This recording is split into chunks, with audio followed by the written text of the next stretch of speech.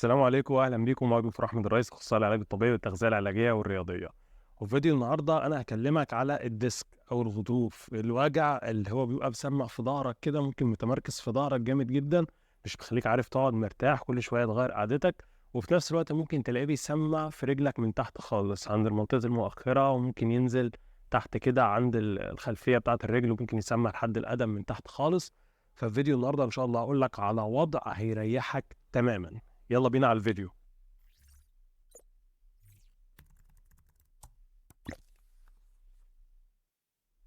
اهلا بيك. زي ما قلت في المقدمه ان انا هقول لك على وضع هيريحك ان شاء الله 100% من وجع الظهر دوت. وهتحس كده براحه اصلا من اول ما تجرب الوضع دوت. وضع امان جدا 100%، ينفع لكل الحالات، سواء كان عندك تسميع في رجلك او الوجع متمركز في الظهر. فهو وضع يعني بكل الطرق جميل جدا جدا جدا. بس لازم انوه ان مش هو ده العلاج. يعني ما يبقاش عندك مثلا غضروف او ديسك يبقى هو دوت العلاج اللي انا هقضي عليه بقية حياتي، او هو دوت اللي بتحسن عليه. لا، هو دوت بيساعدنا ان احنا نفك الضغط عن الفقرات. يعني الفقرات بتاعه الظهر بتبقى مترصصه كده فوق بعضها، نتيجه انت بتقوم بتشتغل، ممكن شلت حاجه تقيله، اي حاجه بقى سببت ليك وجع الظهر دوت، فبيتضغط الغضروف اللي ما بين الفقرات.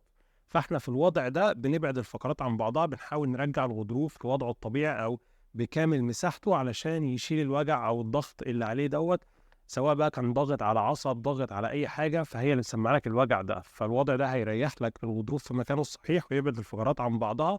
بس مش هو العلاج الرئيسي. لازم تروح تكشف سواء عند دكتور عظام او تعمل جلسات علاج طبيعي على حسب حالتك بقى هي عايزه ايه بالظبط. ولازم انوه ان علاج الظهر او الديسك او الغضروف عامه الاول وهو ان انت تخس في الوزن. اغلب الحالات او ممكن نقول اصلا 90% من الحالات عندها زياده في الوزن، هو دوت اللي حاطط ضغط على الغضروف ورا. كل الوزن الزياده قدام بيسمع في الديسك ورا، ضغط عليه. فمجرد ما بنشيل الوزن ده او نخس شويه، حتى لو كيلو واحد، بتحس ان في ضغط اتشال رهيب جدا من على الظهر، بتحس بتحسن كويس جدا. وطبعا لو عايز تخس فاحنا عملنا سلسله كبيره جدا عن ازاي تخس وازاي تحسب سعراتك الحراريه وايه افضل انظمه والصيام المتقطع، وقلنا حاجات كتير جدا جدا في التخسيس وازاي ان انت تنزل بالوزن. هسيب لك كل اللينكات دي فوق. ويلا بينا بقى على الجزء العملي ونشوف الوضع المريح بالنسبه لنا دوت عامل ازاي. الوضع اللي احنا هنعمله هنا على السرير الطبي، بس انت ممكن تعمله على السرير بتاعك في البيت، مفيش مشكله. بتحط مخده تعلي بيها لحرف السرير او عند الناحيه بتاعه السرير، تحطها قدام الحوض بتاعك، وتحاول ان انت تطلع عليها اهو، ترفع نفسك فوق خالص عليها، وتسيب رجلك تنزل تحت خالص خالص خالص خالص، ترخي رجلك خالص بحيث ان هي تاخد الفقرات وتنزل لتحت خالص. هتحس ان فقراتك بتبعد عن بعضها. هو ده الهدف. طبعا ايدك دي ممكن تمسك بيها السرير، او لو انت هتعملها على السرير بتاعك ممكن تحطها قدام او تحطها وراك، اي حاجة مريحة بالنسبة لك. اهم حاجة رجلك تفضل تحت، وتفضل في الوضع دوت ممكن نص ساعة، ساعة. كل ما كترت منه مفيهوش مشكلة، وضع مريح جدا للظهر وبيشيل الضغط على الفقرات. فالوضع دوت مفيد جدا، انصحك ان انت.